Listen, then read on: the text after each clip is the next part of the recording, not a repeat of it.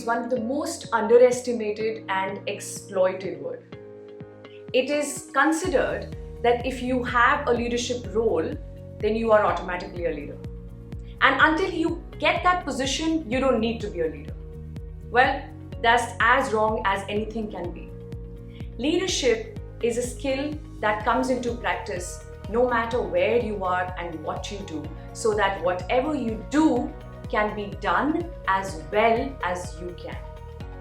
To put it simply, leadership helps you to bring out your real potential, to take people along with you, and helps you to get successful no matter what you call success to be. It's a skill that needs to be learned, just as how you learn a language. Remember going back to school, understanding the alphabets, making words out of it, then using grammar to create sentences, that this was a process. And you learned through that process, and that's how you mastered that skill, that particular language. That's exactly how we've got to learn leadership. The best part is that it's never too late to start learning how to be a better leader.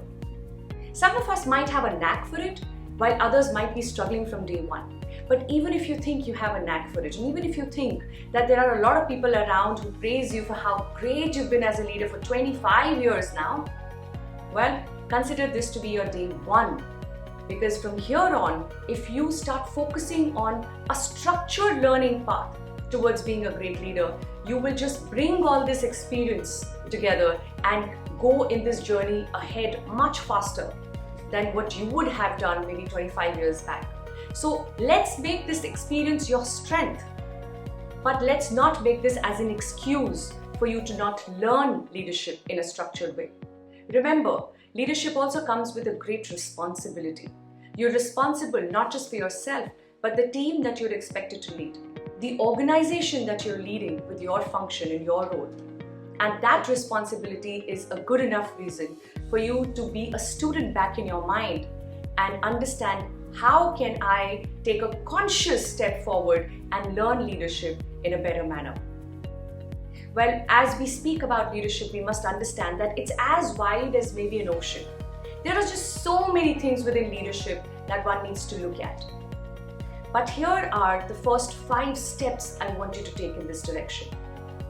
While there could be 100+ skills within leadership alone, these 5 skills are the first 5 steps, the first 5 bricks that will lay the foundation of your leadership.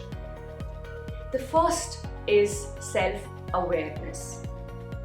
Awareness is the first step towards any improvement, isn't it? If I am not aware of what I am doing, what my strengths are, what my potential is, how my behavior is impacting the world around me, there is no way I can improve, whether myself or the environment around me. Self-awareness is not just restricted to running a SWOT, which is your strength, weakness, opportunity, and threat. That, of course, but it goes beyond. It's about understanding the many biases that we have in our mind that blur our ability to make good decisions. It's about understanding what about my behavior is liked or disliked by people around. Because leadership is all about taking people along. It's about being inclusive, which means we have to be very aware of how our presence impacts our environment. All of this is a part of self-awareness. Self-awareness is an ongoing process, but it is very indulging. When you get started with this, you will start enjoying this so much that it'll just become a part of you and part of your life, and it should. Here is one simple way to start with going deeper and enhancing your self-awareness. See if you can maintain a journal, and every single day block just 10 minutes of your time to reflect upon these 2 questions. The first question is, what did I learn today? And the second question is, what could I have done better? You can change these questions to something else later in the process, but these are simple questions to get started with. Once you see yourself forming this habit of reflecting on these questions every single day, you know that you're consciously now working towards self-awareness. The second skill that is very important for us to be a conscious leader is communication. To be a good leader, you have to be a great communicator. Communication is a tool that helps us to use and share our knowledge for the good and benefit of the world around us. It is a skill that helps us to connect with people, that helps us to understand people and be understood by them. Communication is also a really wide space to explore. So a good starting point will be for you to run a SWOT only on your communication. What are my strengths when it comes to communication? Am I able to use the language really well? Am I able to articulate my thoughts very well? What are some of my weaknesses? Do I need to work on my voice modulation? Do I need to work on a better vocabulary so that I can express myself even better? What are some of the opportunities when it comes to communication? Can I make some more presentations? Can I find opportunities to be up there on the dais on the stage more often than I allow myself to be? Can I cater to a group and address a group gathering more often than I do? What opportunities can I create to practice communication even more and even better? And then we come to threats. What are some of the threats when it comes to communication? Am I intimidated by people around? Do I get or experience a fear of authority? Like when there are a lot of senior people or there are people who are really important, I start feeling very intimidated, I feel fearful, I feel uncomfortable. What are some of the threats that I sense in the environment that can impact my communication? Run this SWOT for yourself and you would have identified by the end of this exercise exactly what do you need to focus on when it comes to communication. But remember, the most important thing about communication is to make it effective. Effectiveness is judged and gauged by how well can the other person understand what you are trying to express. If you think that you're often misunderstood, then you need to work on making your communication more effective. The third skill is critical thinking. It's a skill which is lacked by many global leaders across the globe. In fact, basis a survey that was done just some time back, 67% of global CEOs lack the ability to think in a critical manner. Critical thinking is not the same as being critical. Being critical is when you become fault-finding, when you have this attitude of finding faults in everything that's around you, that you do, that people do. Critical thinking, on the other hand, is about creating a balance between your logical self and your emotional self. How do you use relationships and focus on results at the same time? Being only relationship oriented or only result oriented is not the right approach towards gaining anything meaningful. What is important, therefore, is to get this balance right. How do I focus on relationships, which is the emotional side of me, and results, which is where I probably use more logic? That ability is called critical thinking skill.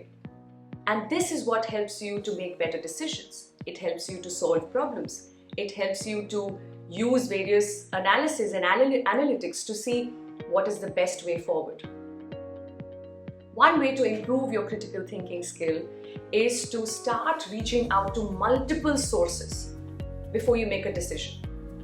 So think about it. The last time you made an important decision, how many different sources did you reach out to? Did you speak to 2 people, maybe 3 friends, and you decided this is what I want to do next? Or did you go beyond? There are always some low-hanging sources we have, easy to reach. What is important is to add a little one more step in this process. Reach out to one more source, which is not so low-hanging, not so easy, but possible, realistic, available. Just that we haven't taken that extra effort till now. If you do that, you will see how you can expand the number of options available to you before you make a decision, instead of just going ahead with the easy ones lying on the table. The fourth skill that you need to really consciously focus on is collaboration. In today's time, and especially in this entire COVID episode, you would have seen how the world has moved from competition to collaboration. People who wanted to stick to their silos real tight and who felt the sense of insecurity and not wanted to share what they know with other people cease to exist today. I know of many such companies that don't exist anymore because they were just not open to collaborating with other people, opening the doors, allowing others to bring their strengths so that that can merge and synergize with yours, and you create a much better solution for your clients.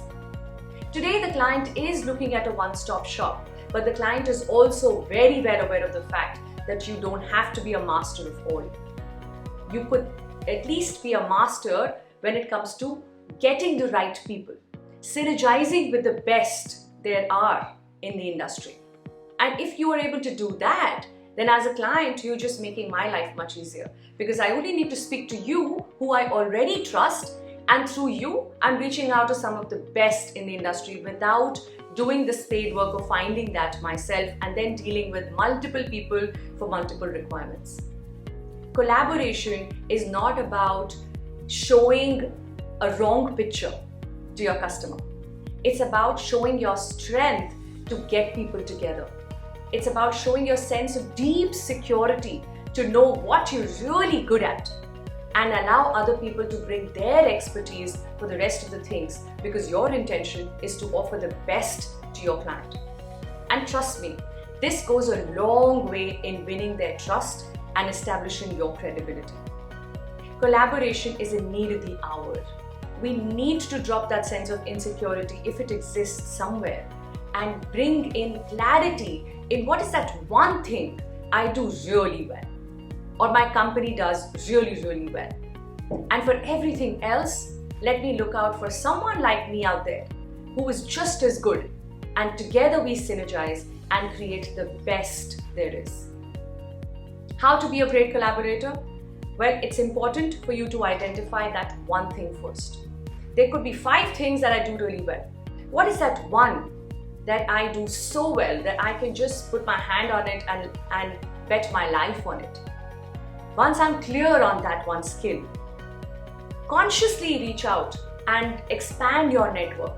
Connect with people who are in the similar field, similar space, and study their work, follow them, learn from them, be a part of their webinars or seminars or conferences. Networking is not just about getting more business. Networking is also about finding better solutions for your clients. Let's start with that, and from there on will be a long journey to be a great collaborator, but this definitely is the first step. The last skill that I want to bring your attention to is creativity. Creativity is unfortunately limited to very few industries. But creativity is not about just its artistic form. Creativity is our ability to think of multiple solutions to a problem. It's about understanding various perspectives instead of sticking to just a few familiar ones.